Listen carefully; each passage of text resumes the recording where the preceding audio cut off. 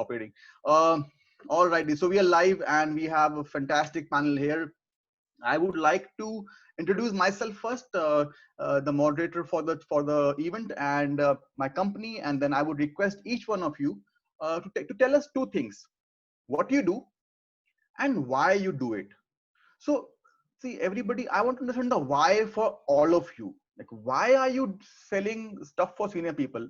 Why are you selling stuff for only men? Why are you doing things only for moms? And why? Okay, I want to understand the why of your company, the vision of your company, the why of your company. What is also important, but why is also important. Now, starting from myself, guys, my name is Amit Kaushal. I'm an engineer and a lawyer by qualification.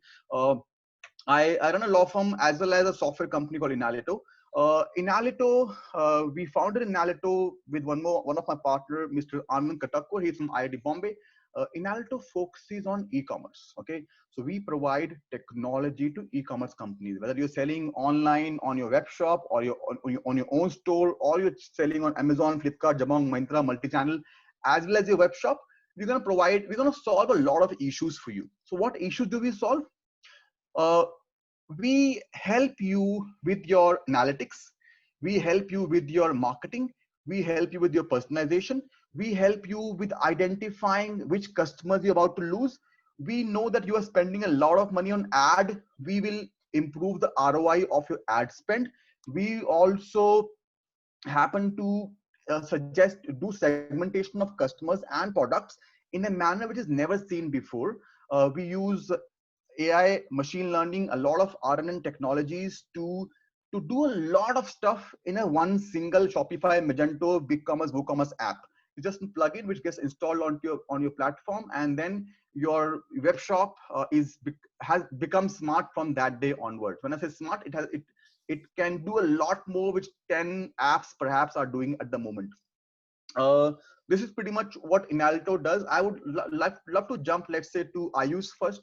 Understand from Ayush, what is he doing in seniority? What do you do, and why have you chosen this business area? Like, what's your why? Right. Hi guys. Hi everyone. My name is Ayush Agrawal and I'm one of the co-founders of Seniority.in. We are India's largest retail destination for senior care products. And so when I say senior care products, let me just qualify that statement. A lot of people think of senior citizen products like just wheelchairs or walkers or adult diapers. We're not just that, because the needs of seniors are actually much wider. So we also sell a lot of products that are in the hobby space, gardening, kitchen, cooking, reading, crochet, etc., music products, lifestyle products, products that make your life easier around the house, washing cars, cleaning the home, etc., etc. Right? Just making independent living easier and more enjoyable for seniors. The genesis of the idea is actually pretty simplistic, if I was to put it that way. So between my co-founder and I, a little over 4 years ago, we were having a conversation around, I think it was my mom's birthday that was coming up, and just trying to figure out what to buy, right, and where to buy it from. Because at the end of the day, from a horizontal platform like a Flipkart or an Amazon, you can't really discover products. So I'd already gifted her a phone. She had plenty of clothes. What else can I buy for her, right? And looking outside the country, we saw a lot of examples of very senior specific companies being there and nothing in India. And we realized, like us, his parents in Bhubaneswar, mine in Ghaziabad, all around us, there were plenty of professionals whose parents were living in different cities, living alone, living independently. What do you buy from them? Where do you buy from them? Even for the seniors themselves, the buying experience was really broken online. Tech savvy seniors, they have phones, they were on the internet, on WhatsApp, on Facebook, but not really comfortable buying online. So on both sides, we saw huge gaps in the buying experience, both for caregivers and for seniors, and we set out to start plugging those gaps. Interesting. So somebody who's thinking about senior citizens, that's great. Uh, I think we have taken them for granted. It's time that we do something for them. Fantastic, fabulous. Why? Let me jump to Sahil. Sahil, tell me something about yourself, your company, and your why. Hi guys. So my name is Sahil. I'm work for the brand called the Momsco. Work in a capacity of I mean, that's just a designation now, vice president, but that basically means you do everything from A to Z. And I'm sure the founders, co-founders on the panel know what it's like. I think uh, the thought and the purpose behind the Momsco was pretty much a personal journey of my founder Malika, where she moved back from London and she found that she was not able to find some very safe options for her daughter. So I think that's what gave purpose to the brand. And like she always says, and we say that's what gave birth to her third child, which is the Momsco. So I think it started with trying to find safe solutions for her children, which are genuinely safe. And so yeah, I mean, we are India's largest nature and toxin out brand. And the reason we trademark that is because our entire portfolio sits out of being 100% natural. And 100% natural is a very, very abused word right now. So I think why we go down that extra mile is that all the 5 global bodies in the world that have listed any sort of chemical, every product goes through all those 5 bodies to make sure not even a single chemical is there even in a single product. So that's the reason we call, and we were able to trademark ourselves as the largest toxin-free brand. Having said that, I think so when we realized is when Myra and Saina were growing up, the needs of the needs change. So you're a toddler, and then you need diaper rashes, then you don't need diaper rashes, you want a night wash and a shampoo and a lotion. While all of this is happening, I think the one person we all forget is the mother. We forget that she's having hormonal issues. We forget she's having hair fall. We forget that she gets dark patches. So that's where again the Momsco comes in as being the trusted partner for the mother. So if we are chemical free for your child, so you can imagine how toxin free are we, even if it comes to your needs. So I think that's what kind of encapsulates the entire brand, where they are toxin free solutions for you and for entire family. So yeah, that's what gives us purpose, I think, every day to go back and saying in whatever we do within the organization is that are we truly being a mom trusted partner? Are we truly living up to that? And if we don't make it. Sheet masks came, they went, we still haven't bothered to make that product because we don't know what it's solving for. So we'll try and stay away from it. So yeah, so I think right from a product innovation perspective to the people, to the culture, we try and stick to to the person who's endorsing the product. We try and go back to saying that, is this person authentic to what they are doing? Are they solving for something? If yes, we are on board. Interesting. Great. Great story again. Let's jump to Gunjan. What do you do and why? Everyone. Yes, sure. Hello, everyone. I hope you all well. Thank you for joining us. Gunjan here from Flits, guideflits.com. Actually, we have been working in the ecosystem e-commerce industry since 2015. For now, we are focusing on only actually Shopify merchants through our application Flits. We are adding value to Shopify merchants through our eye-catching customer account page, where customer can actually manage profile, order history in details, recently view products, reorder functionality through just login. And more than that, we are adding value through merchants, our paid add-ons like store credit, including reward and referral program with role manager, social login, wish list. Now let me share why we came to this product. Before that, before launching Flits, we were working as a service-based project. We were running service-based agency. We got few projects, and me and my partner in 2015, 16, as well as in 17, we were working in a particular product. But we felt like we are not feeling happy. It's not for us, right? We were not happy. So jump to the solution like we have enough knowledge. And personally, I believe if you have 5% knowledge, then let's use it 100%. You need to use 100% and you need to invest 100% what you have. So we were not in that situation. We can build something big, right? We can't build everything. We can't focus everything for everyone like that product. So we were thinking like, let's build something for someone.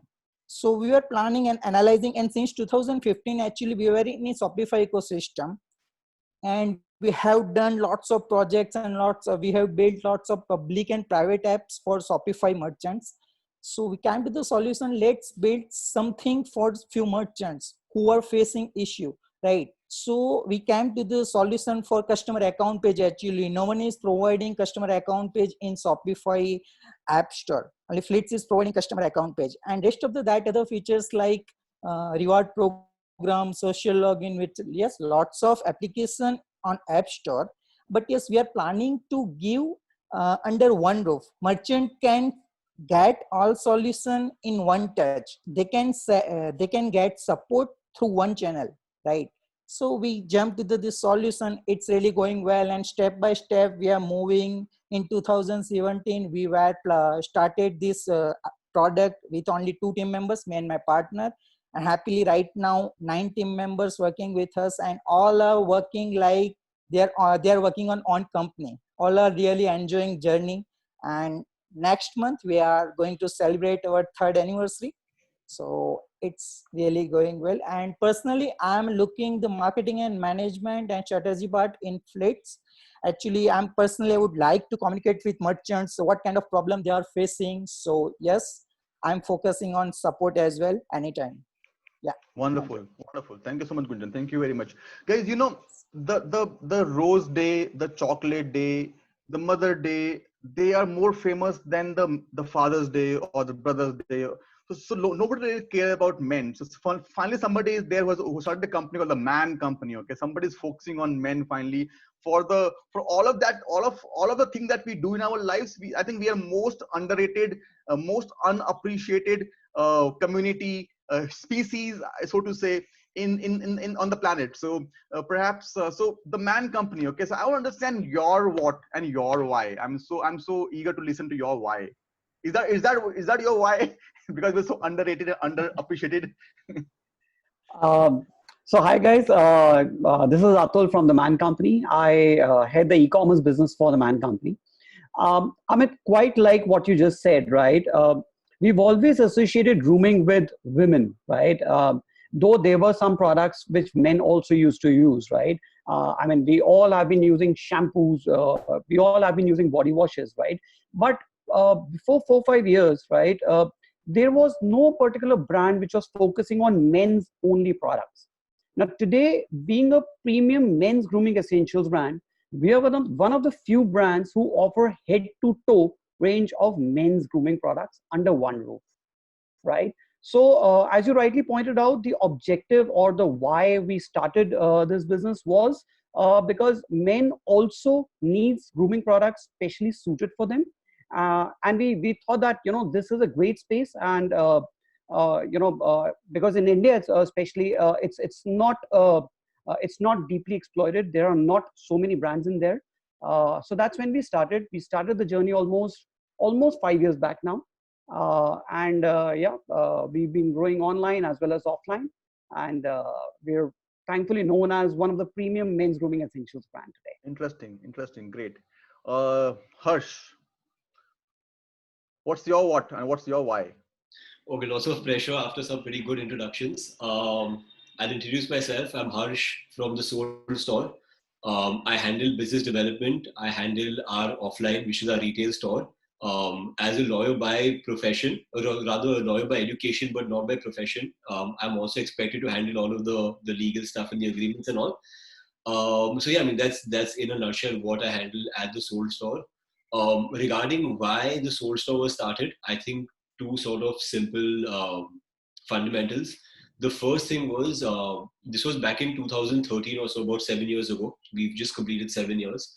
When we decided to start the Soul Store off, I think all four of us were fans of different properties growing up, right? Like we like superheroes, you liked your TV shows, you were a fan of certain music bands, fan of football teams, cricket teams, etc. And as fans, what we did realize was there was a massive gap as far as availability of merchandise was concerned, right? Just to give you an example, if you wanted to buy an official WWE t-shirt in India, you could either buy a fake for 200, 300 rupees somewhere on the street or some knockoff shop, The other option is if you were really, really rich and you had a cousin somewhere in the US or somewhere outside India, you could request them to basically get it for you, which would cost you anywhere between 2 to 3,000 rupees, right? There was literally nothing in between. We actually saw this as a massive, massive gap for us to actually afford to provide affordable, good quality products at a price which people can afford, but also make sure that you are tying up with the right partners and providing official merchandise in India. So there was a very, very massive gap that we actually saw. We got our first license back in 2013-14. And in the last 7 years, we've actually grown to become India's biggest brand for official merchandise. We've tied up with more than 150 international and national brands. Your top Hollywood movies, your superheroes, TV shows, musicians, IPL teams, brands like KFC and 7-Up, you name it, and we've worked with them, right? So that's basically pretty much been our journey. The second simpler reason as to why we started the Soul Store was we all hated what we did. Very, very simply. We all had jobs after college. Three of my partners basically met at a financial services firm. They absolutely, I mean, they learned a lot, but they hated their job. No one liked working 15, 16 hours a day for not a great salary and not really enjoying what you do. I personally did law, I've done science, I've done advertising, I've done journalism, I've done a bunch of things. And the only thing I realized is that I disliked all of them. That was pretty much my only learning from years of internships and jobs. So we actually decided to get together and do something that would actually be fun for all of us. And I think the one sort of philosophy that guides the four of us and every single person in our team is there are too many Mondays that you're going to wake up to in your life. Don't go around hating all of them. Like, I think if you can wake up on a Monday morning and just be happy, that's almost like 15% of your life that you're kind of switching from being unhappy to happy. So don't waste your Mondays doing something you don't like doing. And I think if you're happy doing what you're doing, you'll always just be excited to look forward to work the next day. Absolutely, absolutely. Great. So all of us have great, interesting stories. I'm so glad. Let me ask Sahil. So I think before we jump to specific questions, let's do a poll. Katie, can we do a first poll question for our audience and for our panelists? Let the panelists also vote for the poll. So do you know which customers you're losing? Guys, I mean, all of you are running businesses, and all of us lose customers, right? Some customers come here, go somewhere else, buy from here, buy from somewhere else. Do you know which customers are never going to come back to you? That's the first question I want to understand. Katie, if you got the results, you can publish the results as well.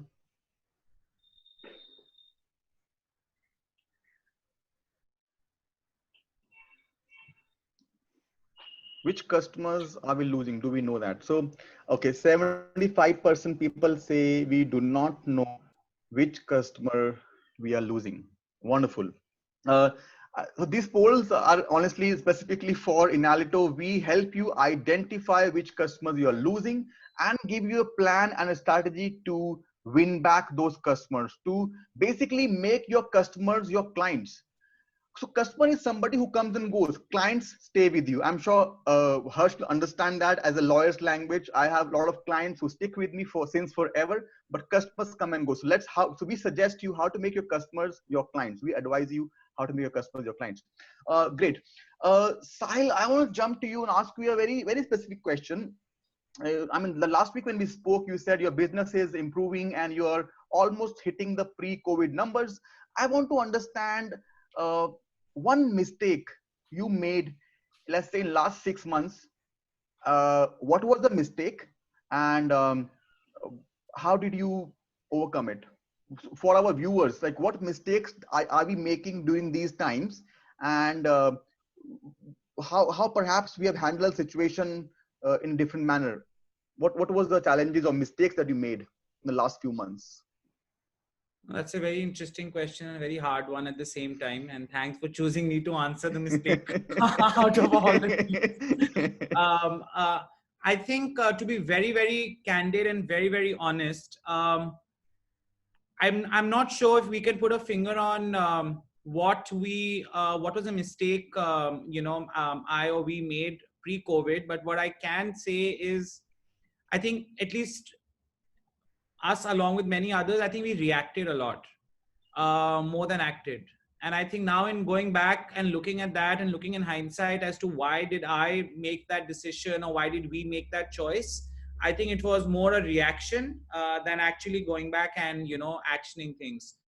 I don't really want to pick out like one particular example, but I think what did happen is that everyone was getting bogged down by too many things, too many stories, and nobody exactly knew what to do. There was some flying thing saying X brand is doing better, some Y thing saying essentials are doing this, third one saying let's pivot at personal care, someone's going personal hygiene. I think in the mix of all that happening, um, there were a lot of us who probably reacted to that information, reacted to that news, and made some decisions, made some calls, probably which kind of impacts the brand at that very moment, right? And a lot of people, I mean, at least we were fortunate not to do that. Is a lot of people tried to think and use this as an opportunity. I'm not sure if this was the right platform, like a right pedestal to use it as an opportunity. There were a lot of COVID sales that were on. I think that was for me personally, it was a disaster. It was a debacle to make, to try and have anything called a COVID sale. But I think that was a very popular mistake a lot of us made. And now looking back at it, I think it was not the most wisest decision. We were fortunate enough not to call it a COVID sale. But I think a lot of us were reacting to saying, damn, there is inventory, damn, who is this customer? Like you said, we didn't know who was coming, we didn't know who was shopping. And they were just, people switched off making any ad spends. A lot of people were making hard decisions on retail. You didn't know if modern trade will come back or not.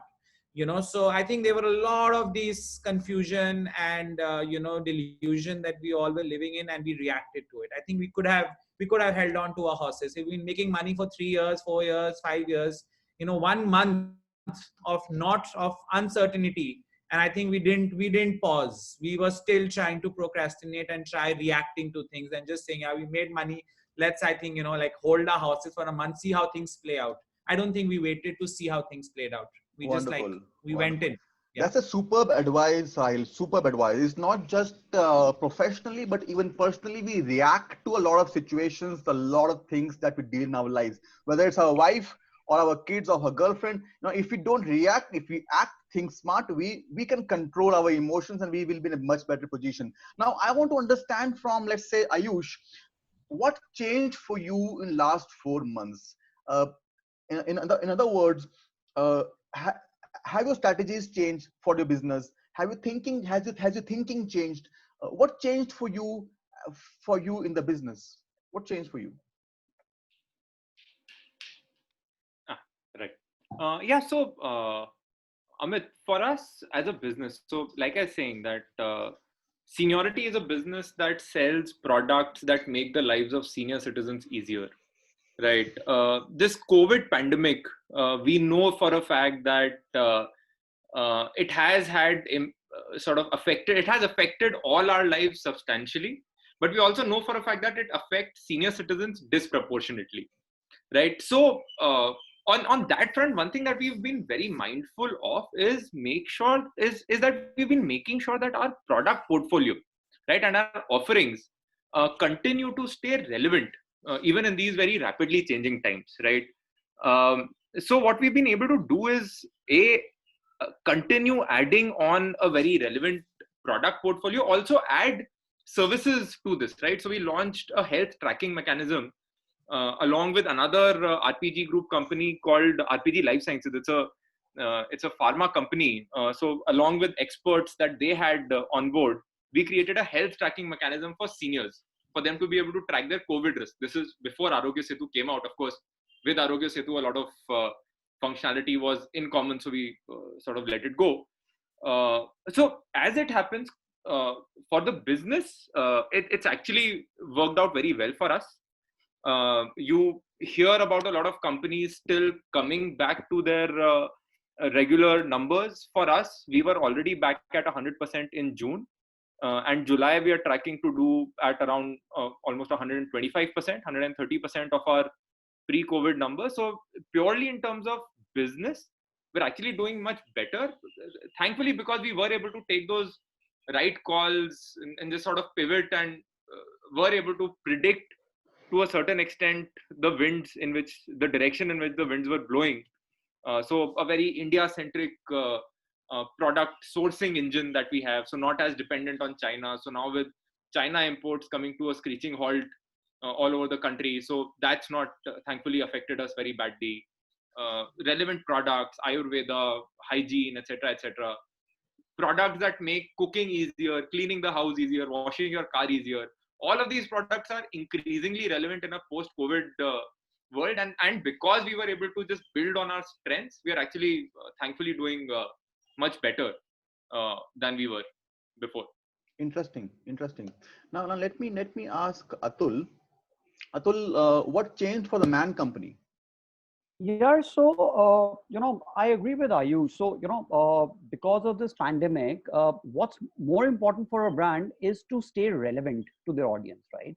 So we were quick enough to identify this, and we, in the month of April itself, we started launching new products. So we didn't stop. We started launching a lot of hygiene products. So in month of April itself, we started launching sanitizers. And now, since then, every month we've been launching a lot of hygiene products, right? So now our product portfolio, in fact, talks about products like a antibacterial body wash, hand wash, right? We've recently launched sanitizer wipes. Apart from that, right, what we've also realized is that a lot of men now obviously are not going to the salons, right? So people are not going to the salon. So we've also kind of launched a couple of do-it-yourself kits. So like, a do-it-yourself foot care kit, do-it-yourself face care kit, kind of these things. What this has helped us is to, apart from staying relevant, right? We have been able to really increase our repeat purchase customers of repeat purchase. So our repeat cohort, our retention has really worked tremendously well for us. Not only from the business standpoint, but even from gaining customers' trust that we are more relatable to them as a brand as compared to our competition. So I think that's really helped us navigate through these difficult times. Interesting. So guys, what Atul and Ayush are saying, never give up, stay relevant. Now, stay relevant to your customer. Okay, don't think about what you are selling and why you're doing. I think it's very important to over deliver. I mean, you basically predicting ahead of time that how can we do much more for our customers, what are their challenges, what are their fears, what are their desires. If you are able to identify their challenges, your customers' challenges, desires and fears, you will, and you want to over deliver, you have the passion for giving 100% to your customers, you will want to stay relevant and you will keep innovating. Excellent. Harsh, coming to you, you have been in business for so many years, and you have a huge team, your business is doing well. Do you also have offline presence? You're on mute, Harsh. You have to unmute yourself. Yes, so we do actually have 2 offline stores. We've been predominantly online for the first 6.5 years. We launched our first offline store last May itself at Bandra. Touchwood has been profitable since the first month itself. It's done really, really well for us. That actually gave us confidence to launch our second offline store this year in Jan. And our third offline store was actually scheduled for a launch by end of March, early April. We were actually timing it with the IPL because obviously the IPL is a very, very important time for us. We work with Mumbai Indians, Chennai Super Kings and KKR. So the IPL is usually a pretty busy sort of 2 months for us. Unfortunately, I think while we were about to finish construction of our third store is when the lockdown kind of hit. So it was kind of in limbo for a few months. The good thing is the construction is almost done and we are looking for a soft launch sometime around end July, early August. As a brand, what we have realized is very realistically, I think for the next 3 to 6 months, offline is definitely going to be hard hit. There is going to be a substantial sort of drop in the number of walk-ins with the number of people who are comfortable shopping offline. Having said that, for us, it's actually a massive opportunity for 2 reasons. One is we are a predominantly online business. So a very, very large percentage of our sales anyway come through our website and through marketplaces. Secondly, I think the more important realization is that if you take 100 shoppers, for example, right? Pre-COVID, about 7 or 8% of them used to shop online. About 92 to 93% was offline. Broadly speaking, that was a split. If we see post-lockdown, right, or post-COVID rather, while your total number of shoppers may have drastically reduced to say like a 60 or a 50 or even a 40, the number of online shoppers has definitely gone up from 7 or 8% to 10, 12, 13%, right? Effectively, what this means is that a lot of people who would have probably not been comfortable shopping online, or people who have that mindset of, I want to touch a product, I want to feel a product, is the quality good? I'm not comfortable shopping online. What if there's some misuse of my credit card? I think a lot of these sort of mental barriers which people had are now being erased. To give you examples, right, we probably see this even with our parents. Our parents are ordering groceries and stuff online. It's probably something you would have never expected, right? I think we've all at that comfort level where you have like a store next to your house. You just go down, buy some stuff, come back up, have like a running account. I think what we discuss COVID internally at our company is that this is our demonetization moment. It's how demonetization pretty much changed everything for Paytm overnight. I think for e-commerce companies and companies that have a predominantly online business, I think this is basically our demonetization moment. And I think a mindset change in customers is not something that one company or a handful of companies could have done. You would have needed a situation as extreme as this to get more people comfortable shopping online. And I definitely see the repercussions of this long term and not just for the next 3 to 6 months. So I think all in all, definitely while offline has been impacted, the bigger sort of plus for us online more than makes up for that. Mm-hmm. Interesting. So you're suggesting offline, online, you're suggesting omni-channel kind of approach that people should be adopting if they want to move ahead. Definitely. I mean, at least for the next 3 to 6 months minimum, I think people will not really be stepping into offline stores. And even I think after things get okay, I think something like this permanently changes certain outlooks that you have, right? Maybe even next year, I may not be that comfortable going to a crowded store. I may just be more comfortable shopping online. So I think that mindset is definitely something that online companies can capitalize on.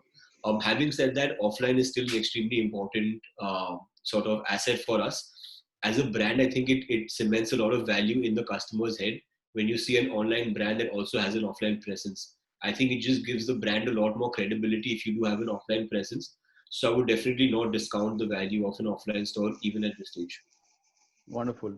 Interesting tip for all of us, our viewers. Gunjan, we also have a lot of people watching and they will watching in future as well.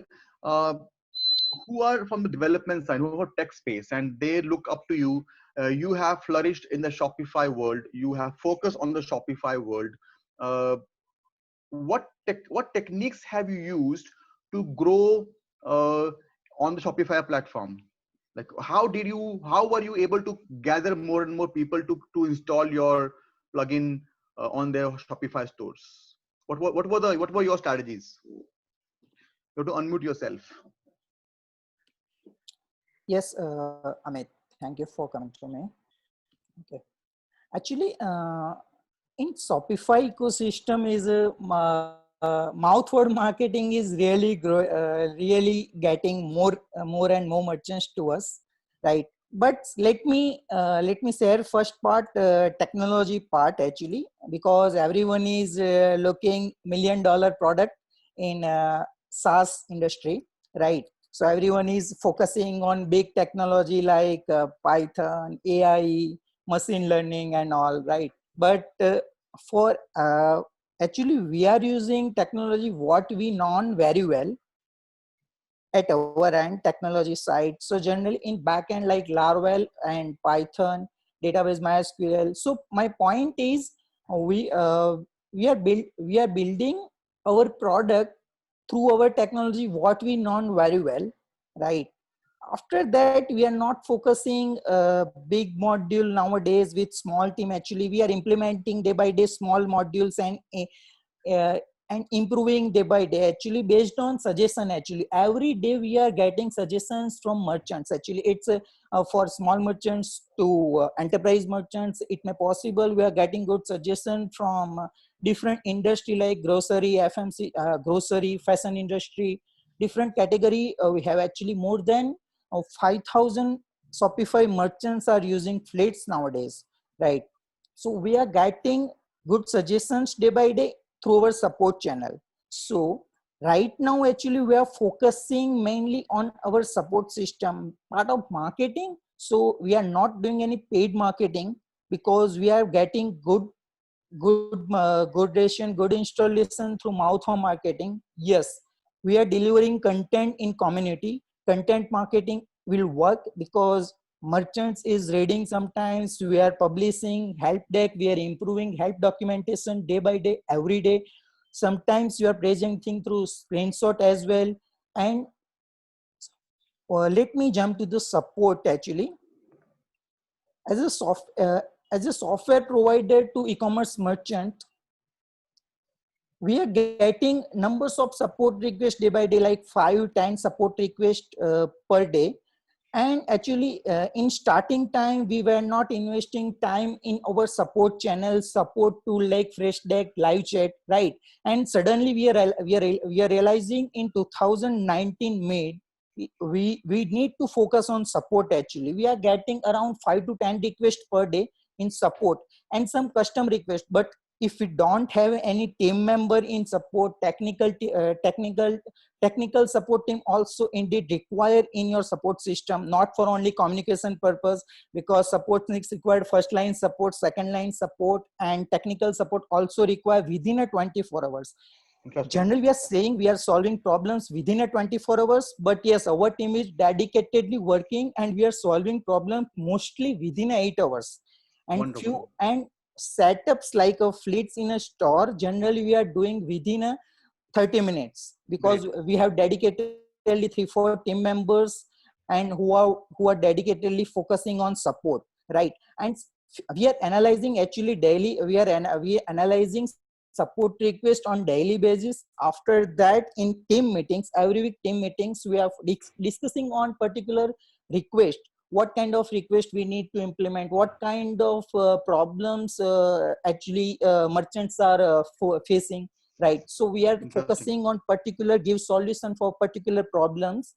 And Interesting. small issue, we are not looking for any big module and all, but yes, we are Great. solving day by day small issue and getting good merchants on board. Yeah, Great. every day So focus we are on your growing. Yeah. customers, solve their issues, be active on their support, don't ignore them. I think those Yes. are some of the lessons he's saying, and which are true for every industry. I mean, don't let your customer cry. Yes. Don't ignore their issues. Yeah. Fantastic. Ayush, I want to jump to Yes. you. In our lives, we tend to procrastinate. We tend to shelve some projects. Okay, we'll take this up later on, next month, next year, and all of those. Uh, which projects did you take up in the last 4 months, which you thought perhaps okay later? They were important but not urgent. So what were those projects which you took up in the last 4 months? Interesting question. So actually, a very dry answer to this one is so there's this platform upgrade that we needed to do of the website, very long pending. Like most of the work had already been done, but because that platform upgrade would have led to like a 8-hour downtime on the website, not really something you want to do as a ongoing business, constant growth and all of that. So we were trying to delay. And then in the month of April, full-fledged lockdown, nothing happening anywhere. We realized, and our traffic had dropped to like 10% of our usual levels, right? So we realized that is a good time to complete this project, right? So anything that required customers to not be on the website, we just took that as an opportunity that fine, we didn't want this to happen, but if it has happened, how do you make the best of a bad situation, right? So all of those upgrades, platform changes, all of those major changes we got done during that time, just get it out of the way so that it's not an issue and we're ready to start growing again as soon as the lockdown is lifted. Interesting. Ayush, you also have a lot of background in data, technology, BI. What different apps, what different technologies, what kind of analytics, what kind of smart things do you do in your company? Which people can learn from all of these. Right. So we actually, one thing that we do is we keep data at the center of almost everything that we do, right? So marketing, of course, right? Trying to understand, analyze which products are doing better, which campaigns are doing better than others, which audience sets are doing better than others. So that's a fairly obvious answer. We also look a lot at data in terms of product categories, right? Which categories are doing well, which ones can do better, which ones should we add onto the platform, which we may not already have. And at the same time, even website processes, how do we improve those? So we use this tool called Omniture, which is now called Adobe Analytics. That's at like the core of most of these decision making that we do. Google Analytics, of course, and then we use a lot of AI driven tools to improve the customer experience. So tools like Unboxed, for example, which is a AI product recommendation engine, the loyalty program, all of that. So different aspects of the website. What we try and do is just make sure that everything that we do is driven by data and proper analytics. Interesting.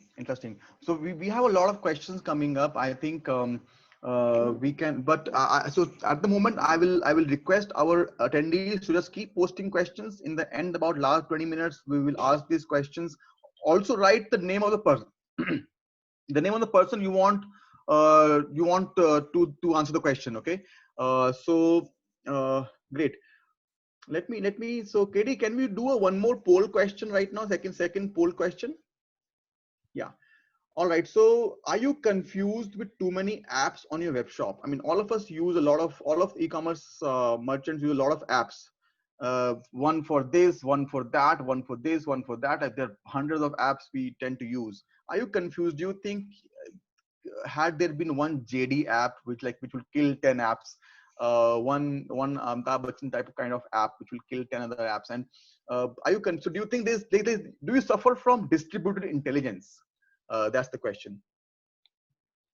There is some intelligence here, some there, somewhere. Do you suffer from that? If everybody can answer the question, Katie, can you poll? Yes. So 56% say yes, we suffer from that. 44% say no, we are good. We are good using these apps. And interesting, very good. Let me ask my next question to Sahil. Sahil, my question for you is this. Why do these poll questions come to me? Like, this is not a poll question. This is a simple question. Okay, I'll ask you a simple one. Okay, how have you optimized your business, and how are you making your business sustainable? Sustainable is the word here.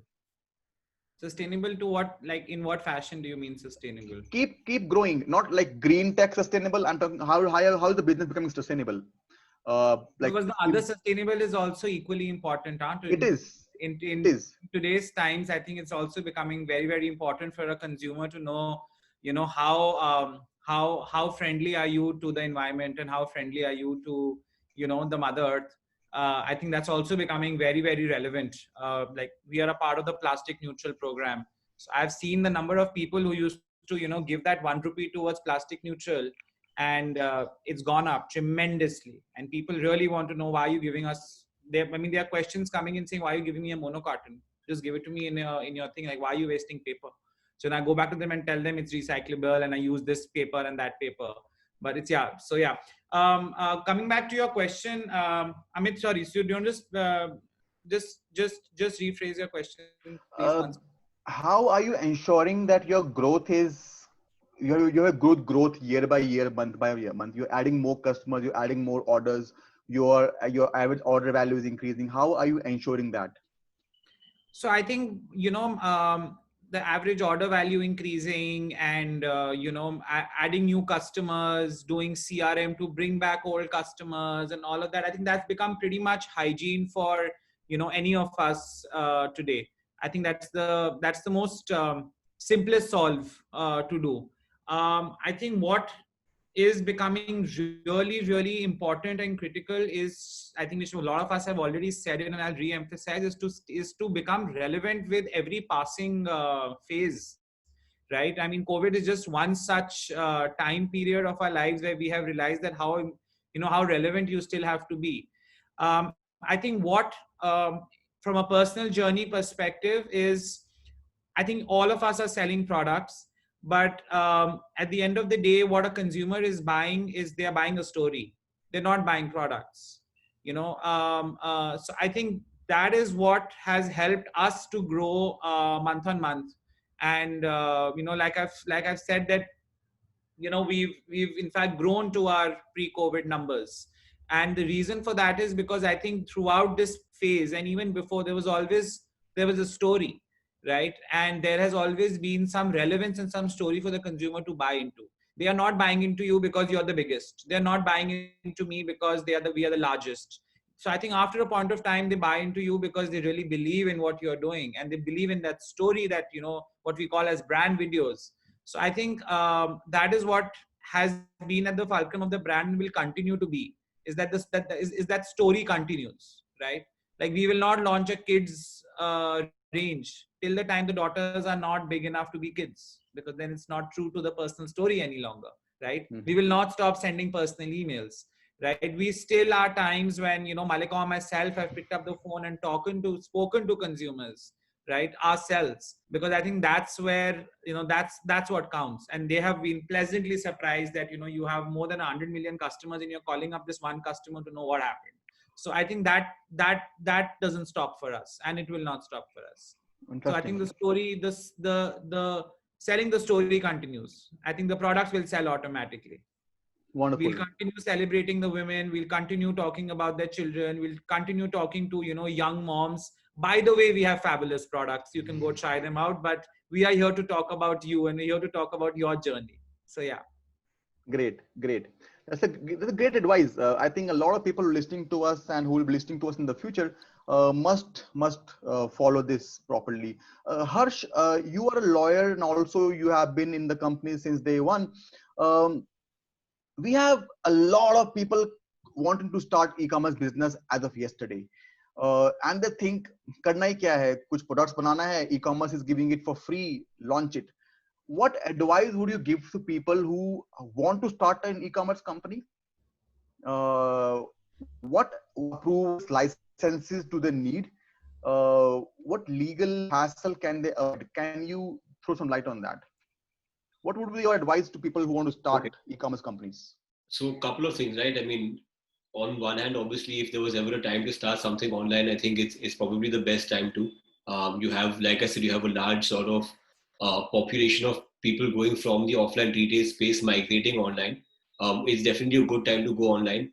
Secondly, I think because there are so many sort of template solutions, whether it's creating a website, it's creating an e-commerce website, you have aggregators for your logistics partners, you have payment solutions, etc. So I think a lot of these sort of processes that fit into the whole e-commerce system kind of have been made into very, very convenient templates. So I think starting off is not that difficult. What I think is important is to understand why you're starting off, right? The fact that the barriers to entry are low also means that you have so many new people coming up every day, right? For example, as a Soul Store, we do, I mean, pretty much if any of you guys go on Facebook or Instagram, I think every day when you're scrolling through your feed, you'll be spammed with like 20 new apparel brands and 30 people selling merchandise and stuff.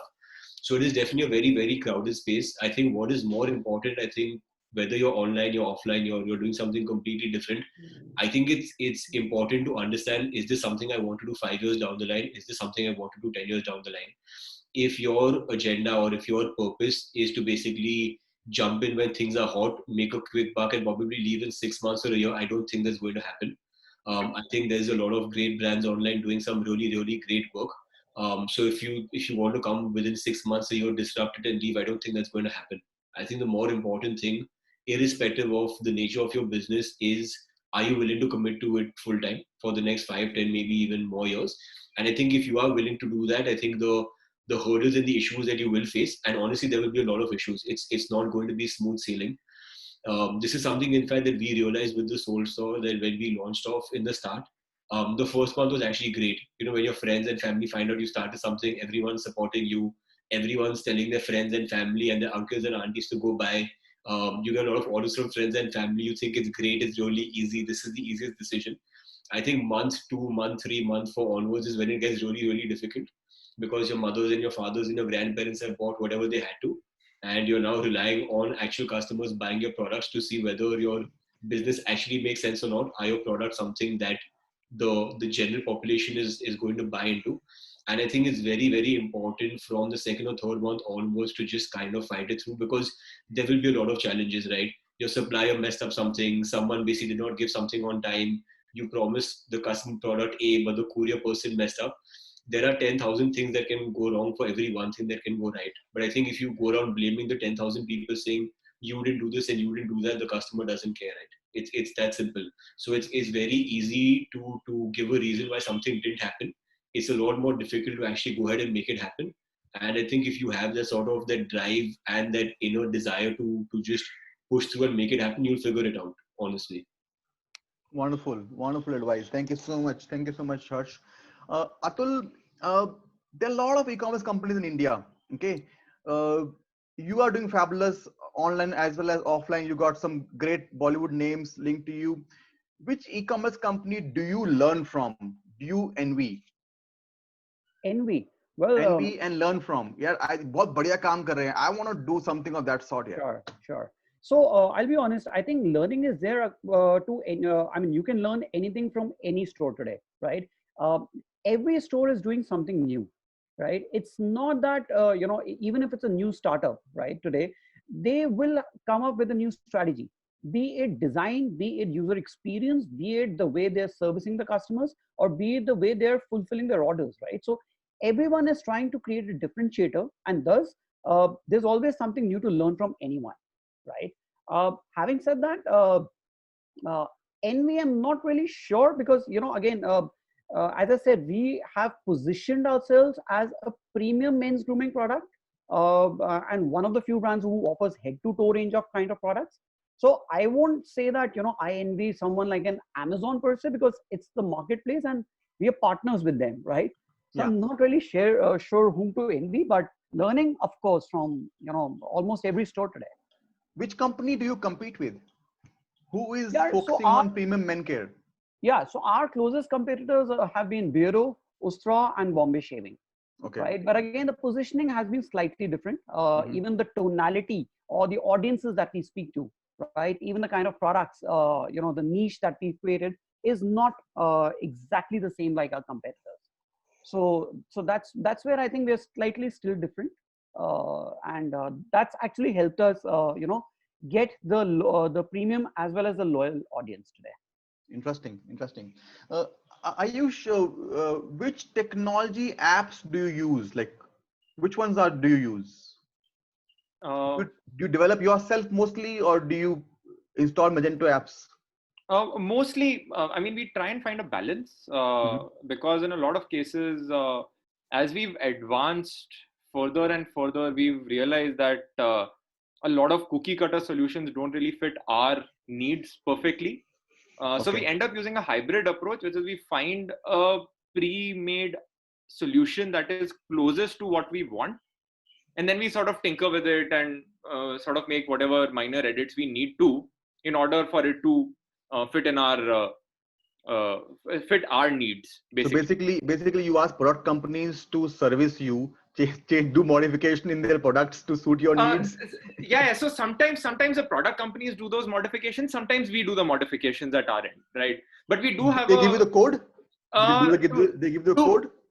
to make the edits, so whatever sort of minor, to make it fit, basically, right? Okay. To sort Okay. of just chip away wherever, if there's like trying to fit a Just square chisel it peg in out. a round hole, they Chiseling just it. sort of let us chisel it wherever just to make it fit, and handhold us to make sure that we don't break anything else in order to fix some other thing. But that's the sort of approach that's worked well for us so far.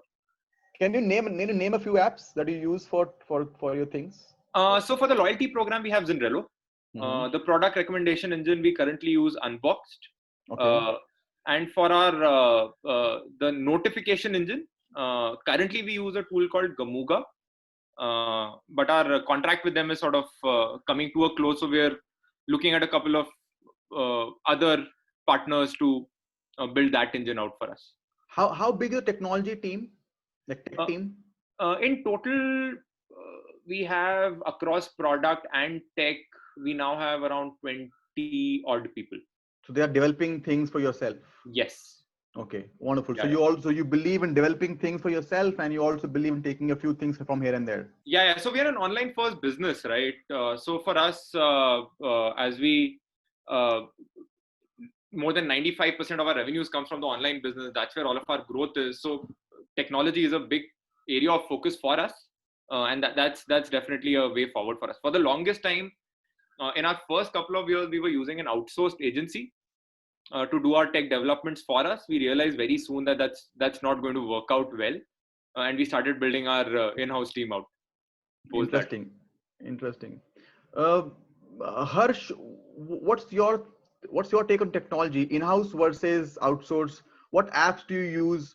What's your team size on tech? So actually, very similar journey in a sense to Ayush. We basically did outsource our tech for the first couple of years, and I think when you are small, I think it makes sense. You'd rather it's one of those sort of debates you always have, right? Did you build or do you buy? And I think when you're at a smaller scale, I think it's a lot easier to buy because, like I said, right, even if you're starting your e-commerce store, for example, there's a lot of solutions out there in the market. And I actually think it makes a lot of sense when you are starting off small, where you cannot and do not need to, in fact, invest a lot in technology. But I think when you slowly start scaling and when your needs and your requirements, I think, do increase, it is important to kind of develop and nurture your own in-house tech team. We now have about 15 to 20 people as a part of our tech team, which is in-house plus outsourced. But yeah, I mean, if I had to honestly, I think most people out here will agree that probably the single most important sort of resource that any of us can have is our tech team, right? It's absolutely crucial. How to optimize your website, how to optimize your app, how to make the journey faster, smoother, easier. What are the tinkerings that you can do? How do you use tech and how do you use data to actually provide information to your marketing team, to your supply chain team, to your design team, to your warehouse and shipping team, to what logistic partner makes sense for what pin code. I think the possibilities are definitely endless. I think if you go on and on, which actually makes tech the most important and probably the most interesting part of the overall e-commerce puzzle. Interesting. So we are suggesting that we should have a blend of in-house team, in-house tech team, and also perhaps rely on some apps which we can pull from different Shopify stores, Sure. Magento stores, other stores. Like I said, I think it really depends on where each company is in their journey. I think in the beginning, it probably doesn't make sense to invest that much. I think there's a lot of pretty good solutions out there, and I'm pretty sure that even the template solutions will keep catching up and getting better. But I think you will know at what point in time you need to kind of break away from those template solutions and start developing things on your own. Wonderful. Great advice. I think it has to come from within that, okay, this is the time I need to do things in-house as well. And in your journey, it will tell you, someday it will tell you. Katie, can you please launch this next poll question? Wonderful. Do you know how much revenue you lost due to cart abandonments? Cart abandonment is a big issue. People put something in the cart and they abandon the cart.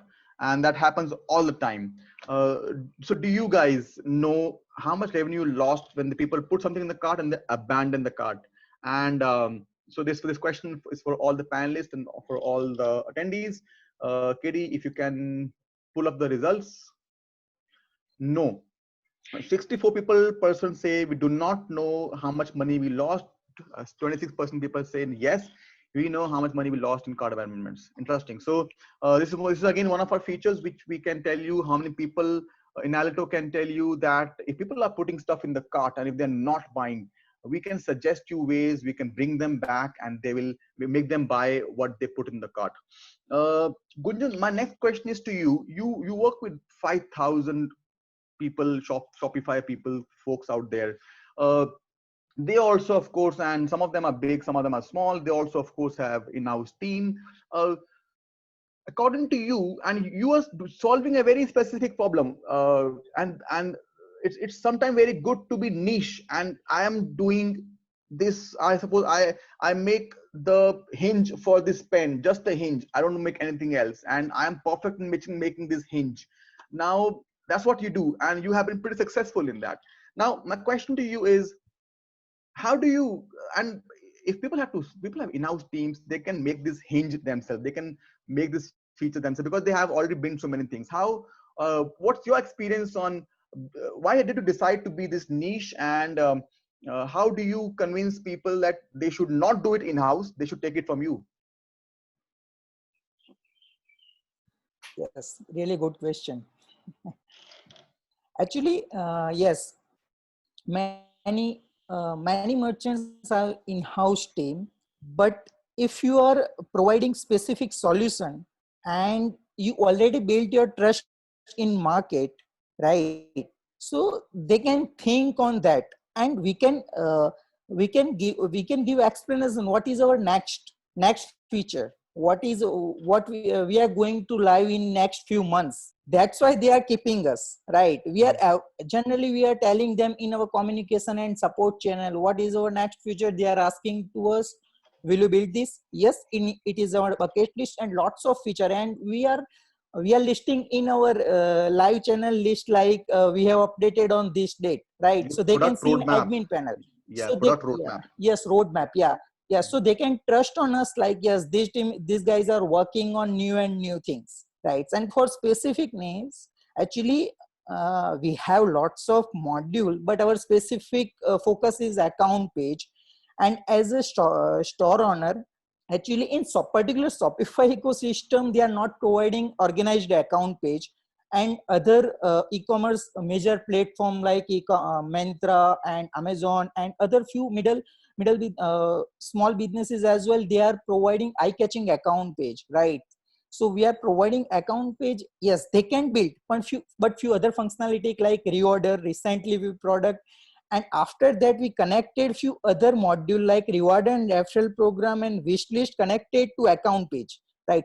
That's why they are focusing on our feature.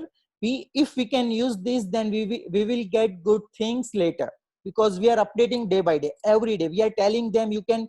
And not just for we are giving solution or technology, them we are giving strategy as well. Sometimes if they don't know how we can play around with reward program, we can tell them. Yeah, I feel Atul is better to, actually he is using our application since 1.5 year, and they are using big module as well, reward and referral program they are using as well, account page as well, and they are using smartly. Our account page feature is they are using smartly. Actually they are displaying golden color for gold customer, and they are displaying silver color for silver customer through backend technology. Actually we are play around with code and updated few things related that.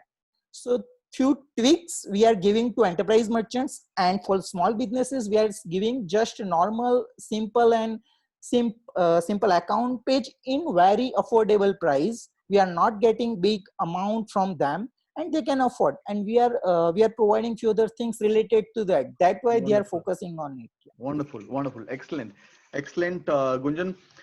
Harsh, I want to understand from you. You have a long journey of being an entrepreneur in this e-commerce business of last so many years. What are the top 3 mistakes? Now, I'm going to ask you this question because Sahil going to kill me if I don't ask this question to anybody else.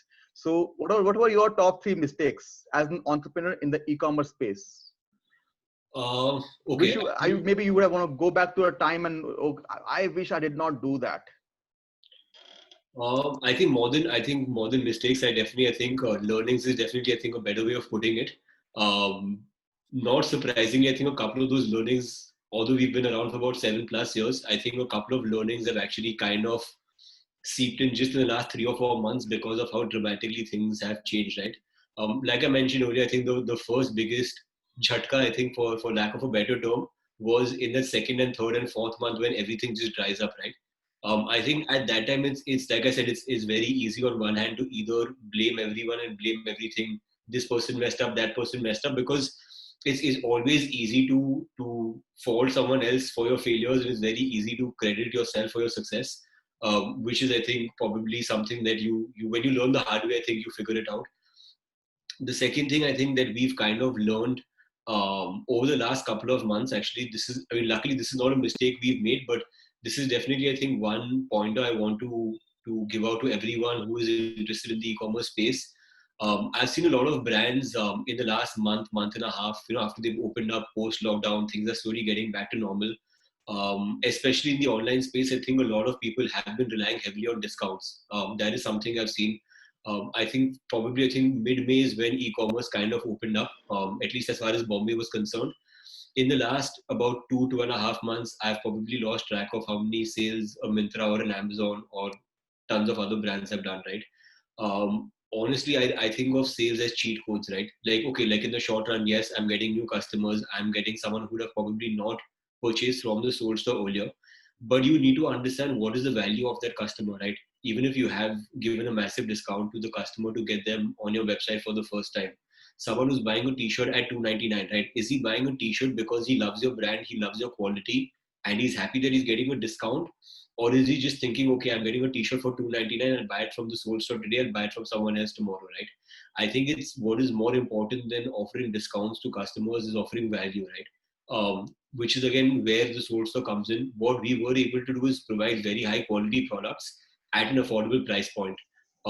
As a brand, we've never ever mentioned that we are the cheapest brand available. We've never had that lowest price guarantee sort of marketing push. And in general, if you see, like especially in the online space, you'll have a Diwali sale, you'll have a Christmas sale, you'll have a starting of monsoon sale, you'll have an end of monsoon sale. I think people just need excuses for sales, right? And as a brand, especially as a brand that was self-funded for the first 4.5, 5 years, we were never in a position to burn money to basically acquire customers through sales. And I think that is very, very important, where I think from day one, it is important to be smart and to grow profitably. It's very, very easy to burn money and gain eyeballs and gain customers, but in the long run, at some point, your cash is going to dry up, right? So I think it's very, very important to keep an eye out on the profits and the sustainability of the business from day one. Interesting. Great to know.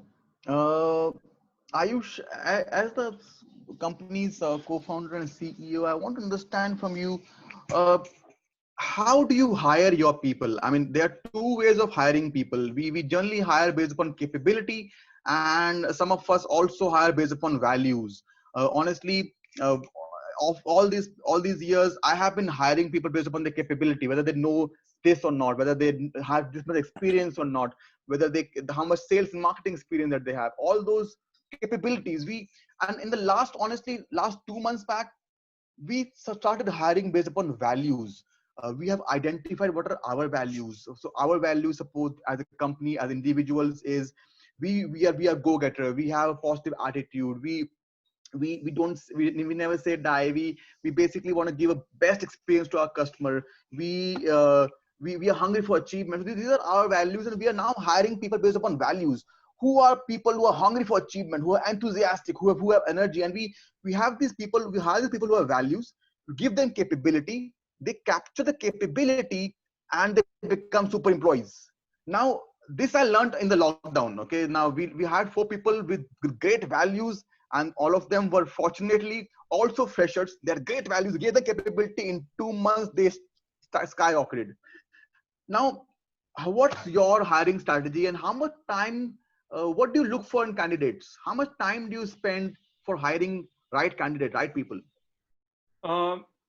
The amount of time we take to hire the right person is not defined. We don't hire unless the person is a fit, right? So in some cases, I remember we've had positions open for as long as like 5-6 months. I mean, Tapan and I were happy to continue interviewing people till we find the right person, right? So there's no point hiring someone who is not going to be a fit, in spite of them having the best capabilities, right? They may be the most skilled in what they do. If they're not going to be a right fit, it's not going to be a fun experience for them. It's not going to be a fun experience for us. In the early days, so I didn't realize this was my strategy till I read about it actually, and I realized that I was doing this. But any entrepreneur in the early days tends to hire people who are like them, right? I mean, you hire people. I was actually doing this subconsciously. I realized later on that all of the HODs that I've hired, right, that we match on a deeper level, that it's not just, they weren't just hired because they were good at what they do. Of course, they're good at what they do, but there's an agreement on the finer points, unstated agreement in terms of be it work ethic, be it the way you look at life in general, the way you think about customers, the way you think about the company, all of that. I didn't realize I was doing it. I was naive enough. It just sort of happened. I went with my gut. I realized later on, there was some article I was reading which talked about how entrepreneurs hire people who are like them and almost entrepreneurial in that sense, the first set of people that you hire. And that's worked out very well for us because our initial hires, they've continued to be with seniority till today. And they are as much a part of the growth story as me or Tapan. Excellent. So as Henry Ford said, the smartest people hire people who are smarter than them. Yeah, exactly. You hire smart people and you get out of the way, right? Yes, I mean, yes. my role in the company, at least for the last year or so, has been more of a traffic policeman, right? That I'm just there to help and guide and just sort of nudge along in whatever direction that they want to be nudged, or as a sounding board. Uh, but the people that we work with are far smarter, far more driven, far more capable of doing the things that they do far more than I am. And I'm more than happy to just sort of provide them all the tools that they need to do the job that they need to do. Excellent, excellent. So we this is going to be the final round of discussion. I want Ayush to give his suggestion or piece of advice to people who are listening to us. So people, there will be brands and there'll be entrepreneurs, there'll be people who want to get hired. Any final advice you want to give to our viewers today? In what sense? Just give me some. Just narrow it down a little bit for me. Okay, so for example, I asked this question in my last panel, and our guy from Shopify, his name was Anant, very nice guy. He said, guys, be compassionate towards your customer, have empathy toward your customer, towards your people, and be thankful, show gratitude. All these things are small things which we tend to miss. And I loved his response, and it gave me goosebumps. And he said we miss all of these. So this is my advice to people who are starting businesses: have all these things and do things in this manner. So you can give any advice. I mean Right. from your life experience. Right. Okay. So that's actually great advice. What I will do, I'll just add on to that point, because I truly do believe on both points, empathy and gratitude. For the listeners here, just in case they think that it's fluff or it's just sort of random gyan, I'll just add on to that advice a little bit, just for people to understand why it's important. Right. So one of the questions here asked by an audience member is that they want to start their own startup, and what should they begin with? Right. And the question is answered right there in that response. You have to start with empathy, right? If you want to begin a company, your own company, if you're not empathetic, if you don't understand why what you are building is relevant for the world at large, no matter what you build, it's going to be an uphill challenge to make it successful, right? So if you understand the person in front of you, if you understand what they truly need, right, and that can only come from an empathetic space, from an empathetic place of mind. If you can understand what they truly need and build that, you will always find takers. And the hard successes, customers, money, profitability, those hard successes can only come from the softer place of a better understanding and a more empathetic response to the world at large. Excellent. I will switch to Gunjan now. Gunjan, what piece of advice you would give to our viewers today? Hello. Yes. Yes, you're audible. I'm audible. Yes. Okay, fine. Yes, I don't have much experience, but yes, I would like to say to actually. I would like to say You have a lot, Gunjan, so don't underestimate yourself. Like 5,000 Yes. Shopify merchants on your store. It's a fantastic achievement. I'm sure you can give a lot. So be a giver. Yes, Let everyone be a giver today. Okay. Yes, 100%. Just pour your heart out. 100%. I'm happy. Yes. So actually, nowadays, actually, lots of person would like to start build a product. Actually, they all are looking for a let's build a one product and sell on like that. Like let's build a Paytm next, and they are thinking lots of like out of boundary. Like let's build this. But I suggest them, if you can think first, you have actually team is must required for that. Without team you can't do. You need to find good people around you.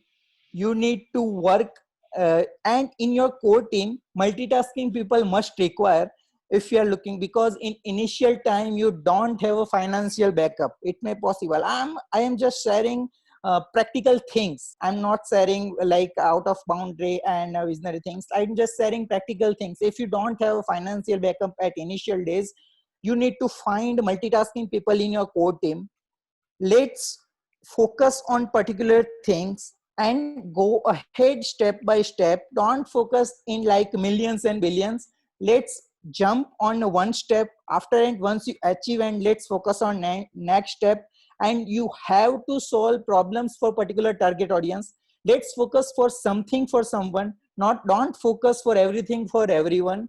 Because numbers of platform, numbers of software, numbers of e-commerce store in industry right now, and everyone would like to become a millionaire. No one would like to become a small, no one would like to build a small things. Yes, I agree for that, but please focus, let's focus on something for someone. After that you can go ahead step by step. Yeah.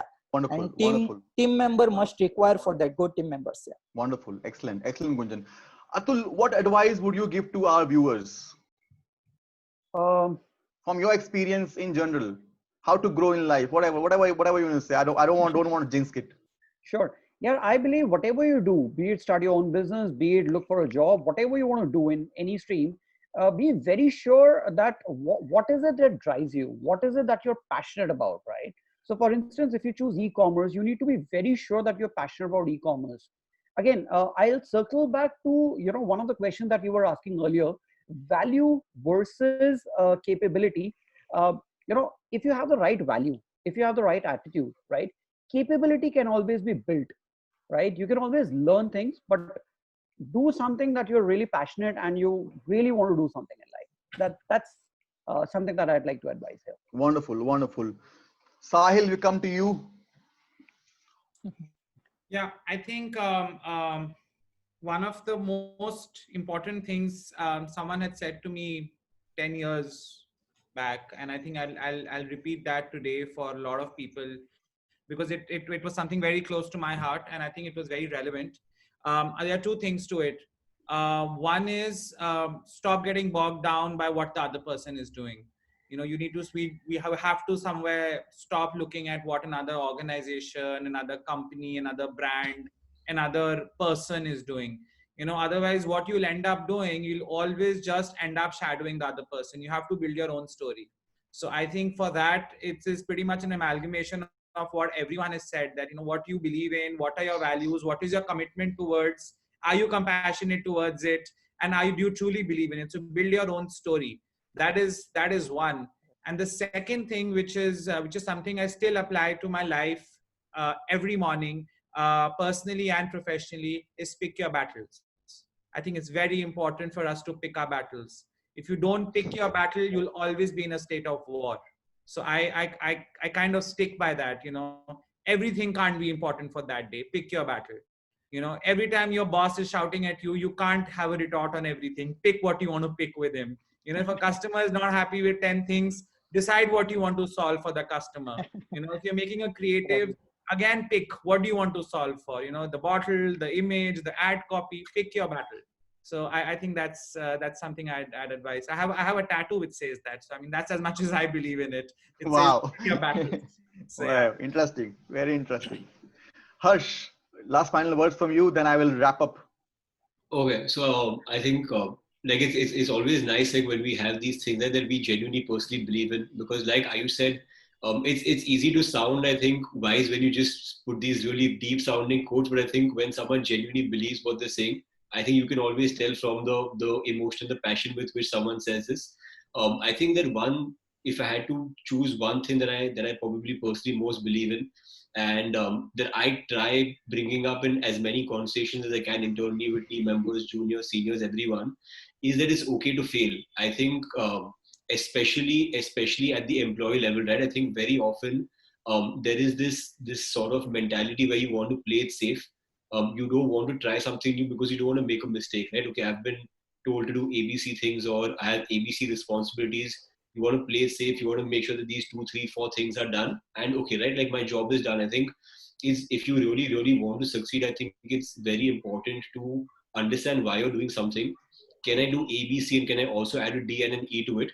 Is it okay if I fail? And I think it's very important to give people that freedom to fail, because if people are scared of failing, and I think if people are scared of trying something new, you're going to have an assembly line of employees who are just doing the same thing day in and day out, and you're never going to go from this level to the next level unless you're willing to do something different. I think the reason people dislike the word fail means because they probably think that failure means you've done something bad, you've done something wrong, right? I don't necessarily look at failure as doing something wrong. If you're trying something new for the first time, there is obviously a chance that you may not make it, right? I think all of the people on this panel, all of us, in a sense, are lucky to have been here, because I think along the way in our journey, there could have been multiple factors, including luck, which would have probably not worked in our favor, and we probably wouldn't be here talking to each other. So I think obviously you need to understand that a lot needs to go right, obviously, for things to work out. But at the end of the day, if you're not willing to take that chance, and if you're always going to basically play slow, then you're never going to grow, right? It's a question of, if you're always going to basically go at the same pace, you're not moving, right? You have to overtake the person ahead of you. You're actually moving backwards by not taking a risk. So yeah, I mean, that's the only thing I would say, that have the confidence, make sure you obviously think your decisions through. Why am I doing something differently? Be very, very confident of why you want to do something. And I think once you have that, you should have the satisfaction at the end of the day that you've given it your best. And I think if you have that satisfaction, I don't think you should let failure personally affect you. Wonderful. Excellent. Excellent, guys. I'll just wrap up for you in 2-3 minutes. So we learned from Ayush, the last thing that we learned from Ayush was that you have to have empathy, you have to have compassion towards your customers. You must understand why you're doing it, why you're getting into certain business. What does your customer need? How can you stay relevant to them? That's from Ayush. Gunjan told us that it's very important to find team who can multitask, and you should take small steps. You should do something for someone, not everything for everyone. That's a very good take. You should focus on small things, take small steps. Atul spoke about passion and what drives you. Don't just get into any business because the business will flourish. If you are not passionate about something that you're doing, even if you're in the most greenest area, your business is not going to survive because you're not passionate about it. So you should understand what is your passion and what drives you. Sahil gave us 2 good tips. He said, stop getting bogged by what others are doing. What he's trying to say is, guys, focus on yourself. Focus on self-improvement. Where you were yesterday and where are you today? Sachin Tendulkar is the biggest example of that. He never focused on what others are doing. He always improved himself. His batting, his average. He always worked on himself. Another thing, which is very wonderful thing, Sahil said, pick your battles, guys. We all of us have limited time. It's important to know where we want to spend our time. And so picking up the right task, the right battle, the right fights, the right things you should be doing, and that's a fantastic piece of advice. Again, Harsh also spoke about letting people to fail. I mean, don't worry about failure, but you should have the courage to take risk. Of course, calculated risk. You should not be worried about failures. You must take calculated risk to grow further. You should have confidence. You should show your passion. That's fantastic advice from Harsh. What I want to suggest to you guys, my viewers, our viewers, is that, guys, enthusiasm, I would say, execution will always trump knowledge. Okay, no matter how much knowledge we have, if we do not execute, the knowledge has no meaning. So execution will always trump knowledge. Okay, no matter how much knowledge we have, execution is the key. The second point I want to give to our viewers today is, enthusiasm will always trump perfection. Now, guys, imagine everything was perfect here and we have no enthusiasm. So enthusiasm will always trump perfection. Suppose I come on this show, I come on this talk. I say, hey Ayush, how you doing? How was your day? I'm talking to you without any enthusiasm. It does not matter how perfect is this show. If we have no enthusiasm, perfection means nothing. And guys, one more thing about perfection. They say perfection should not be an enemy of progress. Okay, perfection should not be an enemy of progress. We want to launch things and let's keep improving them as we go. Don't try to make the first product perfect and then only I will launch. That will waste a lot of time and energy. Now with that, I want to close this session. I want to thank all of you fantastic people here. You guys are such givers. You did not hesitate at all before giving out your secrets, your ideas, your mantras, your teachings, your learnings. And I'm so glad that we were here today. Thank you so much, guys. Thank you very much. We're gonna post this event on social media, different channels, and I'm sure we're gonna have a lot of viewers watching this afterwards. Thank you so much, guys. Have a fantastic day ahead and take care of yourself. Thank you, guys. Thank Bye you. bye. Bye. Thank you. See you. God bless.